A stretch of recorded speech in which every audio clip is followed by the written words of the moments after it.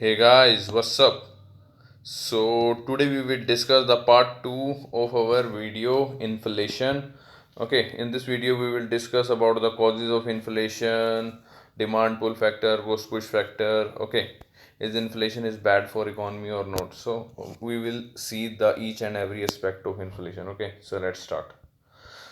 So what are the causes of inflation, sir? महंगाई के क्या कारण है? There can be two set of factor that can cause inflation in the economy. The first one is demand pull factor and the second one is cost push factor. Okay, demand pull factor का मतलब क्या होता है sir? Demand पुल मतलब demand बढ़ रही है, demand बढ़ने से क्या बढ़ेगी? महंगाई बढ़ेगी. कैसे sir? Rise in population, sir जनसंख्या वृद्धि होगी, ठीक है, तो डिमांड बढ़ेगी. जाहिर सी बात है, लोग इकोनॉमी में नए जुड़ेंगे. पहले सपोज 100 करोड़ की पॉपुलेशन थी, अभी 135 करोड़ की हो चुकी है, तो जो नए 35 करोड़ जुड़े हैं तो इन लोगों की भी तो डिमांड बढ़ेगी. पहले 100 करोड़ की डिमांड आती थी, अब 135 करोड़ की आ रही है, डिमांड बढ़ी. ठीक है, तो पॉपुलेशन की वजह से. दूसरा सर, ब्लैक मनी, आपके पास काला धन है सर. काला धन है ना, तो यानी आपके पास पैसा ज़्यादा हो गया, आप और ज़्यादा डिमांड करोगे. तीसरा सर, राइज इन इनकम, पहले आपकी 10,000 सैलरी थी, अभी आपकी 20,000 सैलरी होगी, तो अब डिमांड आप ज़्यादा करोगे, जाहिर सी बात है. Last one is excessive government expenditure. Excessive government expenditure का मतलब क्या होता है? सपोज गवर्नमेंट ने कोई पब्लिक सेक्टर अंडरटेकिंग खोली, ठीक है, पीएसयू इन्वेस्टमेंट कर दी, पीएसयू इन्वेस्टमेंट कोई कंपनी खोल दी, ठीक है, गवर्नमेंट सेक्टर की. अब जाहिर सी बात है उसमें जॉब क्रिएशन भी होगी, ठीक है, उसमें जॉब्स निकलेंगी. ठीक है, जब जॉब्स निकलेंगी तो जाहिर सी बात है इसमें नए लोग भर्ती होंगे, ठीक है, लेबर और ज़्यादा आएगी. अब लेबर आएगी तो इनकी यानी इनको एम्प्लॉयमेंट मिल गई, एम्प्लॉयमेंट मिलने से क्या होगा? इनके पास सैलरी आएगी. जब सैलरी आएगी तो जाहिर सी बात है ये लोग डिमांड करेंगे. ठीक है, पहले ये बेरोजगार थे, अभी इनको जॉब मिल चुकी है, पैसा मिला, डिमांड बढ़ी. ठीक है, तो समझ आया सर? चारों factor: rise in population, black money, rise in income and the excessive government expenditure. In Keynesian Economics, he said that an increase in aggregate demand is caused by a rise in employment as companies need to hire more people to increase their output. इसका मतलब क्या हुआ sir? Employment बढ़ेगी, रोजगार बढ़ेगा, अगर किसी company को अपनी आउटपुट बढ़ानी है. सपोज एक कंपनी, सपोज एक दिन में कुछ 100 यूनिट्स कोई चीज़ बनाती है, ठीक है. अब उसकी कैपेसिटी इतनी है क्योंकि उसके पास 50 लोग हैं जो ये 100 यूनिट बनाते हैं रोज में. ठीक है, 50 लोग हैं जो 100 यूनिट बनाते हैं. अब वो कहते हैं कि यार 100 यूनिट से मेरे को अपना प्रॉफिट मैक्सिमम करना है, यानी आउटपुट बढ़ानी है. तो इसके लिए जाहिर सी बात है वो 50 लोग नए वो करेगी, ठीक है, नियुक्त करेगी, 50 + 50. अब यानी कि इससे क्या हुई? एम्प्लॉयमेंट बढ़ी. एम्प्लॉयमेंट बढ़ने से क्या हुआ? इसकी प्रोडक्शन बढ़ गई, आउटपुट बढ़ गई. पहले 100 होते थे और अब कितने हो गए? 100 + लो 200 हो गए. ठीक है, तो एम्प्लॉयमेंट बढ़ने से आउटपुट बढ़ेगी, और एम्प्लॉयमेंट बढ़ने से आउटपुट बढ़ेगी, इससे एम्प्लॉयमेंट बढ़ेगी. एम्प्लॉयमेंट से क्या होगा? वेजेस मिलेंगी, उनको तनख्वाह मिलेगी, तनख्वाह मिलेगी तो वो क्या करेंगे सर? डिमांड करेंगे, यानी एग्रीगेट डिमांड बढ़ेगी. ओके, तो ये चीज़ ध्यान रखो. तो दोबारा पढ़ते हैं. Keynesian economics, and increase in aggregate demand is caused by a rise in employment. ठीक है, यानी ये increase in aggregate demand due to rise in employment, as क्योंकि company needs to hire more people to increase their output. Okay, तो आगे चलते हैं sir. दूसरा फैक्टर देखते हैं कॉजेज ऑफ इन्फ्लेशन में, कॉस्ट पुश फैक्टर, यानी दाम बढ़ गए. अब चीजों के दाम क्यों बढ़ेंगे सर? दाम बढ़ने का क्या कारण हो सकता है? Cost push inflation means prices have been pushed up.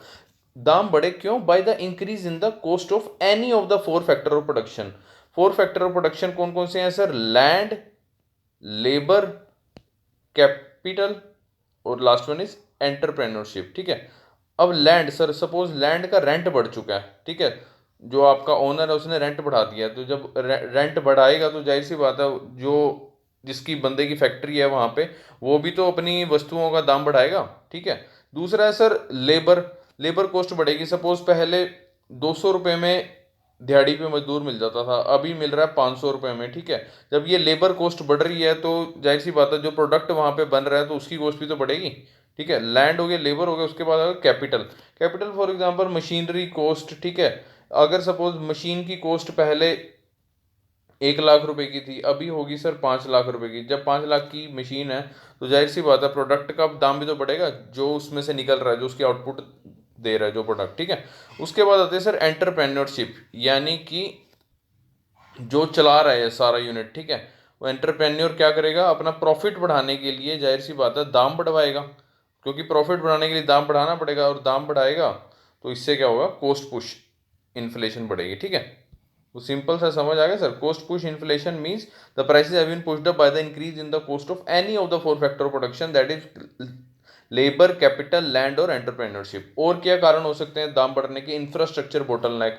ठीक है, इंफ्रास्ट्रक्चर में कोई दिक्कत है, ठीक है, वहाँ के उस वजह से इंफ्रास्ट्रक्चर बोटलनेक्स में आप ये एग्जांपल भी ले सकते हो रोड का। फॉर एग्जांपल यहाँ सपोज क्या कहते हैं, दिल्ली से मान लो अंबाला माल जाना है, ठीक है, इंफ्रास्ट्रक्चर बहुत पुअर है, यानी सपोज सड़कें बहुत ख़राब हैं, ठीक है, सड़कें बहुत ज़्यादा ख़राब हैं, जिस वजह से दिल्ली से अंबाला जाने में सपोज लगते हैं 6 घंटे। लेकिन अगर हम जब 6 घंटे लगेंगे तो माल उस पर देर से पहुंचेगा, ठीक है, वैसे। और सपोज अगर हमारी सड़कें सरकार बढ़िया बनवा दे तो इससे क्या होगा, 6 घंटे की जर्नी मान लो 3 घंटे में चली जाएगी। यानी कितने सारे रोड ट्रक भेज सकते हैं, जब ट्रक भेजेंगे, जब सप्लाई प्रॉपर रहेगी तो फिर इससे दाम भी नहीं बढ़ेंगे। ठीक है, तो इंफ्रास्ट्रक्चर बोटलनेक्स नहीं होनी। दूसरा है सर राइज इन एमएसपी यानी मिनिमम सपोर्ट प्राइस। ठीक है, जो तीसरा है sir hoarding and black money. Hoarding मतलब जमाखोरी, ठीक है, ब्लैक मनी काला धन। तो लोगों के पास काला धन आएगा, ठीक है, तो कॉस्ट दाम भी बढ़ जाएंगे चीज़ों के, क्योंकि वो डिमांड ज़्यादा करेंगे जिससे दाम बढ़ जाएंगे। चौथा है sir rise in indirect taxes. Indirect taxes जैसे कि सेल टैक्स हो गया, एंटरटेनमेंट टैक्स हो गया। ओके, अगर इंटरेक्ट, अब तो आपको पता ही है कि इंटरेक्ट टैक्सेस सारे मर्ज करके जीएसटी कर दिए गए। जीएसटी एक अपने आप में एक इंटरेक्ट टैक्स है, गुड्स एंड सर्विसेज टैक्स। ठीक है, चौथा है sir seasonal factor. Seasonal factor जैसे कि फॉर एग्जांपल जैसे किसी टर्म में मॉनसून सही नहीं रहा आपका, ठीक है, मॉनसून सही नहीं रहा यानी प्रॉपर बारिश नहीं मिली। प्रॉपर बारिश नहीं मिली जिससे मतलब फसलें प्रॉपर नहीं होगी, जैसे कि मॉनसून सीजन में खरीफ क्रॉप उगती है। ओके, तो प्रॉपर नहीं होगी जिस वजह से क्या हुआ, प्रोडक्शन कम हुई, प्रोडक्शन कम हुई या बिल्कुल ही नहीं हुई, तो इसलिए जो पुरानी चीज़ों के दाम है वो बढ़ गए हैं। ठीक है, जो उनके पास लिमिटेड संसाधन है। ओके, तो ये हो गया सर कॉस्ट पुश फैक्टर। तो यानी निचोड़ क्या है सर, निचोड़ ये है सर कि सॉरी निचोड़ ये है that demand pull inflation means upward pressure on prices that follow the shortage in supply. Suppose supply की शॉर्टेज हो जाती है, अगर सप्लाई की शॉर्टेज होती है तो इससे क्या होता है, प्राइसेस बढ़ जाते हैं।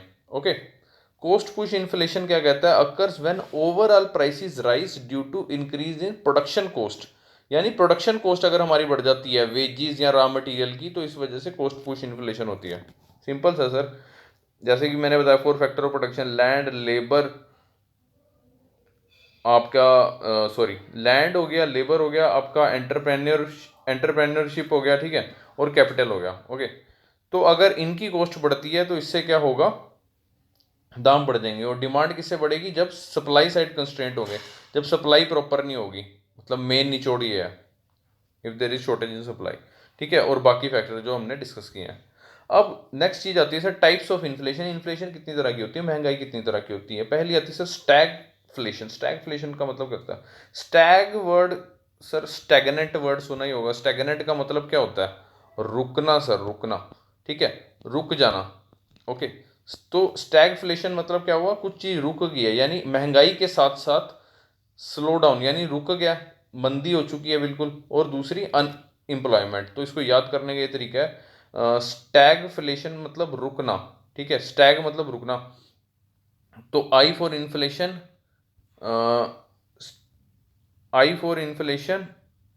एस फॉर स्लो डाउन, और U plus U means unemployment. ठीक है, तो इसको आईसीयू समझ लो। आईसीयू में जब बंदा जाता है तो वो रुक जाता है। ठीक है, स्टैग आईसीयू यानी आईएसयू पढ़ना है आपने। ठीक है, आईएसयू बोले तो inflation plus slow down plus unemployment, stagflation. ठीक है, दूसरी आती है sir hyper inflation. Hyper hyper का मतलब क्या होता है सर, हाइपर का मतलब होता है एक्सट्रीम लेवल पे। ठीक है, बहुत ज़्यादा, यानी कि very rapid rise in general price level which led to very rapid fall in purchasing power of money. Okay, जैसे कि price level rising so rapidly that people lose faith in the currency of the current country and government may be force to adopt an alternative currency which has stable value और switch over to barter. वो कहते हैं कि एकदम से मान लो वस्तुओं के मूल्य बढ़ गए, जिससे क्या हो गया कि मनी की जो परचेजिंग पावर है वो कम होगी। जिस वजह से क्या होता है कि कुछ इकोनॉमीज ऐसी हैं वो या तो अल्टरनेटिव करेंसी अडॉप्ट कर लेती हैं या फिर बार्टर सिस्टम अडॉप्ट कर लेती हैं। फॉर एग्जांपल जैसे कि 2014 में जिम्बाब्वे ने स्विच कर लिया था यूएस डॉलर पे, ठीक है, उसने अपनी करेंसी चेंज कर ली 2014 में, ठीक है, आप एग्जांपल लिख सकते हो। उसके बाद आती है सर कोर इन्फ्लेशन और अंडरलाइन इन्फ्लेशन और नॉन फूड इन्फ्लेशन। इसका मतलब क्या हुआ, नॉन फूड इन्फ्लेशन क्यों बोल रहे हैं सर, इसमें फूड कंसीडर नहीं किया जा रहा, फ्यूल कंसीडर नहीं किया जा रहा, ये चीज ध्यान रखें, ठीक है। यानी कि नॉन फूड और नॉन फ्यूल आर्टिकल्स आएंगे इसमें, फूड और फ्यूल से रिलेटेड आर्टिकल नहीं आएंगे, यानी not include food and fuel because these two group of commodities may be lie beyond the control of government, ठीक है, तो उसको बोलते हैं कोर इन्फ्लेशन। चौथी आती है sir headline inflation. Headline inflation का मतलब क्या होता है, हेडलाइन इन्फ्लेशन सर मैंने पहली वाली वीडियो में बताया था, यानी होलसेल प्राइस, होलसेल लेवल पर जो इन्फ्लेशन, यानी होलसेल प्राइस इंडेक्स जो मेजर करता है उसको हेडलाइन इन्फ्लेशन बोलते हैं, क्योंकि WPI ही मैक्सिमम जो है वो न्यूज़पेपर में हेडलाइन बनाता है, ठीक है। It include the price rise in food fuel and other commodities, okay, expressed by WPI that is wholesale price index. आपको पता ही होगा कि मैंने पहले ही बताया था that CPI is great always greater than WPI very often, but WPI value traditionally makes the headline, ठीक है, इसको इसलिए बोलते हैं हेडलाइन इन्फ्लेशन, द जो शो करता है price rise in food fuel and other commodities, okay. उसके बाद आता है sir question, is inflation is always bad for economy. क्या महंगाई सर इकोनॉमी के लिए बुरी है? नहीं सर। अब देखो ना सर, सपोज एक दुकानदार एक सामान 10 रुपए का बेच रहा है, अब 10 साल बाद भी वो एक सामान 10 रुपए का बेच रहा है, तो यार वो तरक्की कहाँ से होगी, ठीक है। तो थोड़ा बहुत तो बढ़ना चाहिए ना, तो 10 का धीरे धीरे उसने 12 कर दिया, फिर 13 कर दिया, मतलब साल साल के गैप के बाद या 6 महीने के गैप के बाद, ठीक है। यानी कि मॉडरेट रेट ऑफ इन्फ्लेशन, ठीक है, moderate rate of inflation motivates the investor, ये वो मोटिवेट करेगी इन्वेस्टर को और प्रोड्यूसर को for more production in the economy, तब भी उसका दिल करेगा ना, आज मेरी चीज 10 की बिक रही है, कल को 12 की बिके, ताकि मेरे को भी थोड़ा सा प्रॉफिट मिले, मैं भी थोड़े से और ज़्यादा इन्वेस्टमेंट करूं, ठीक है, मैं भी और ज़्यादा प्रोडक्शन बढ़ाऊं, ठीक है। This scenario generates employment and purchasing power in the economy which led to holistic development, okay. इससे एम्प्लॉयमेंट भी बढ़ेगी और परचेजिंग पावर भी बढ़ेगी कंज्यूमर की, ठीक है। बट इफ द, लेकिन अगर एंटरप्रेन्योर डू नॉट री invest this benefit and spend on the luxurious life, वो बजाय प्रोडक्शन बढ़ाने के वो अपनी लग्जूरियस लाइफ पे पैसा खर्च कर रहा है, मान लो गोवा चला गया, थाईलैंड चला गया, ठीक है, मतलब वो प्रोडक्शन पे ना लगा के इन पे जा रहा है, तो इससे क्या होगा, जैसे कि लिस्ट में लिखा हुआ है that not if he not invested in the productive activities then the economy will not be benefited because in the absence of new investment new jobs will not be created, नई job नहीं बनेगी, ठीक है, which will further reduce the purchasing power of the consumer, ठीक है। जाहिर सी बात है, जब और इन्वेस्टमेंट नहीं करेगा तो एम्प्लॉयमेंट कहाँ से जनरेट होगी, और जब एम्प्लॉयमेंट नहीं जनरेट होगी तो डिमांड कहाँ से करेंगे लोग, जब डिमांड नहीं करेंगे तो जाहिर सी बात है परचेजिंग पावर कंज्यूमर की कम हो जाएगी, ओके। इंडियन कॉन्टेक्स्ट में इन्फ्लेशन 3 से 5% is beneficial for economy, beyond this adversely affect the manufacturing sector and further squeezes the job opportunities and other opportunities, okay. उसके बाद आती है सर बारी फिलिप्स कर्व की। फिलिप्स कर्व क्या कहता है, he establish the relationship between the unemployment and rate of inflation in an economy.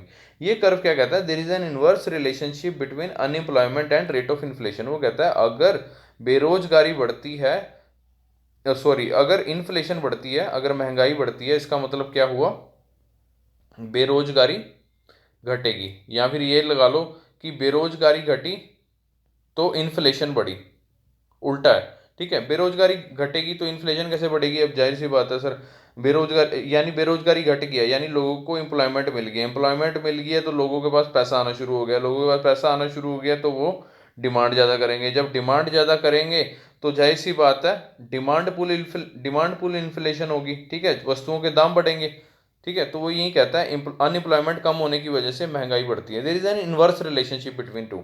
तो ये कई बार प्रीलिम्स में भी कई बार क्वेश्चन पूछा गया, फिलिप्स कर्व क्या शो करता है, Phillips curve show the inverse relationship between the unemployment and rate of inflation in an economy, okay.